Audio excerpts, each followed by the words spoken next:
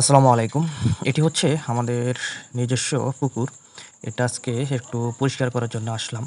কারণ পুকুরের মধ্যে অনেক ময়লা জমে গিয়েছে। যেহেতু দীর্ঘদিন বৃষ্টির কারণে এখানে পানি অনেক বেশি হয়ে গিয়েছিল।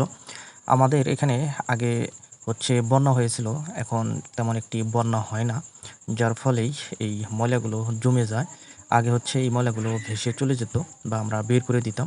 কিন্তু এখন আর সেই সুযোগটা হয় না। যার ফলেই ময়লাগুলো একত্রিত হয় এবং এগুলো পুকুরের মধ্যে বাড়তে থাকে। তাই যেহেতু এখন পুকুরে তেমন কোনো মাছ নেই, যা আছে সেগুলো আরও ১ বছর আগে আমরা ছেড়ে দিয়েছিলাম। মোটামুটি সেগুলো এখন তুলে খাওয়া শেষের দিকেই। আবার নতুন করে মাছ ছাড়বো। যার ফলে এই পুকুরটাকে এখন প্রস্তুত করা হচ্ছে। আর এই প্রস্তুত করার জন্য অবশ্যই আগাছাগুলো পরিষ্কার করা প্রাথমিক কাজ।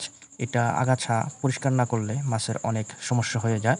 যার ফলে মাছ তেমন বৃদ্ধি হয় না বা রোগ জীবাণু ছড়ায়। আলহামদুলিল্লাহ, অবশেষে পুকুরের ময়লাগুলো এক জায়গায় ঢিপে দিয়ে রাখলাম আর কি। এখানে পচার পর এগুলো আবার জৈব সার হিসেবে বিভিন্ন জমিতে বিভিন্ন ফসলে ব্যবহার করা হবে। মূলত এই পুকুর থেকেই আমাদের মাছের আমিষের চাহিদা পূরণ করে থাকি আর কি। কোনো প্রকার মাছ আমাদের কিনতে হয় না। তো ঠিক আছে, ভালো থাকবেন, সুস্থ থাকবেন। আল্লাহ হাফিজ।